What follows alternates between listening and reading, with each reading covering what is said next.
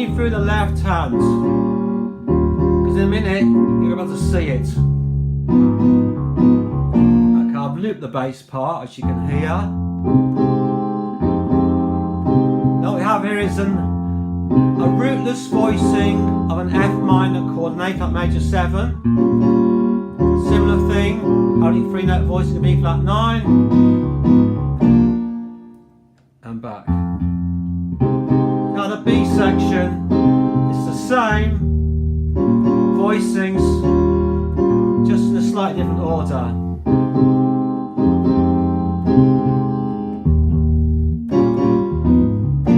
Okay, so next time round I'll start the solo.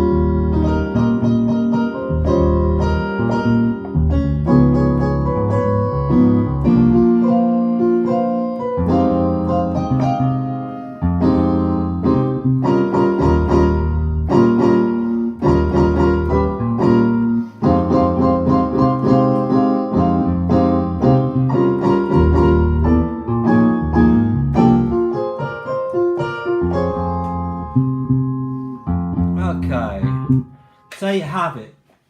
Now this is not my transcription. I cannot claim credit for it. This is taken from Tim Richards' brilliant book exploring jazz piano. In my opinion, the best jazz piano tutor book out there.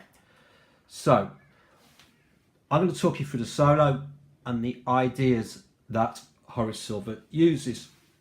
So first of all, we are talking vertical harmony. Almost exclusively the first chorus consists of vertical harmony, and the other technique that he uses is anticipation. In other words, he is playing the notes from the chord that is about to arrive way before it actually happens. In other words, he anticipates the harmony of the chord coming up, even though it's very often different, but it is different from the chord that he's playing over.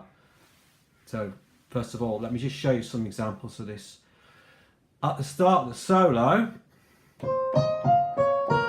very simply, all those notes were from the chord tones of the relevant chords at that time. So F minor 9 or F minor 7, he's not using the ninth, 5, flat 7, root. And then E flat 9, 7th to 5th. Here, at the end of the E flat 9 bar is our first example of anticipation. A little pickup here, which is part of a D flat 9 chord, the chord tangent of D flat 9 chord, the flat 7 to the root. Then he's on D flat 9, the 5th to the 3rd, as he hits the D flat 9. Now, this break, you are going to hear that 3 or 4 times within this solo.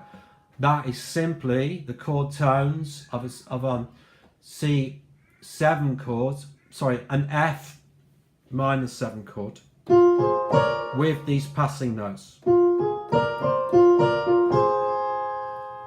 Okay, carrying on from there, much the same. The occasional passing note. That B flat there, for example, is not part of an F minor 7 chord. There it is again. E flat 7 arpeggio. C not part of it. A few there. I mean, Tim describes that as a mixolydian pattern. I think it's more a case of you've actually got the 9th of the chord. He's actually brought in the 9th there, D flat 9. But apart from 1 or 2 notes, they are chord tones again. Okay, anticipation now. Almost an entire bar before the F minor 9 chord, he does this. Of course, that F is also the 9th of the E flat 9, which helps, doesn't it?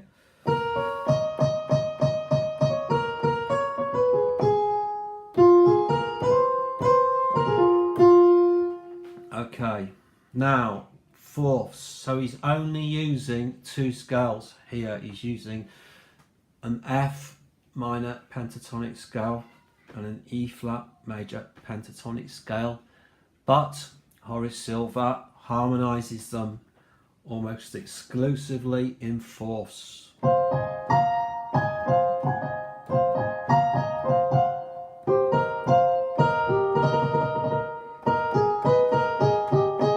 And then you've got this rhythmic cell here which repeats later on. Thirds, but again it's similar to the break earlier on with the passing B flat and D. More fourths.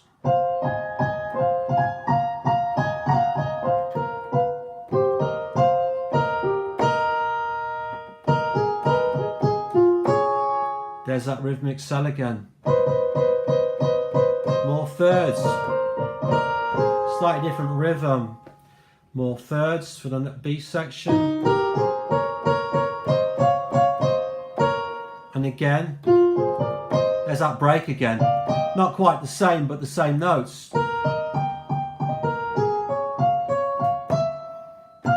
Octaves. You can't see the top note, I know, but it's obvious what it is because of what my thumb's doing. Okay, moving on to the final chorus. What he's doing here is he's using top harmony. So for an F minor 9 chord, the F.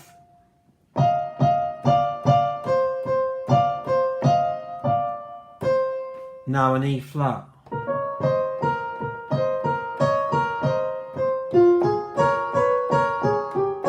There's a D flat there.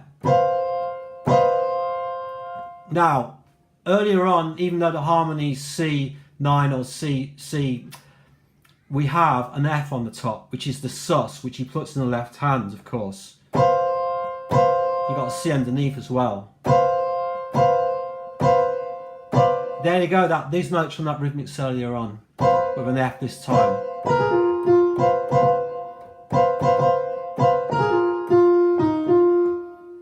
Top harmony again.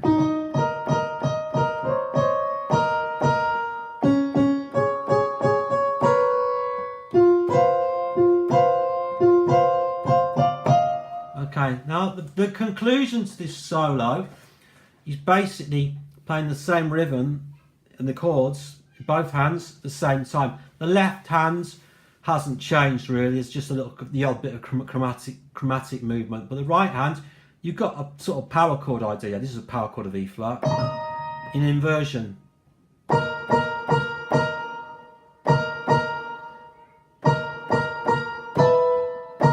Moves that chromatically there. Triplets. Move down. Finally, the break. Okay, that basically covers it all. So I hope you get a very clear idea of the great ideas that Horace Silver's using there.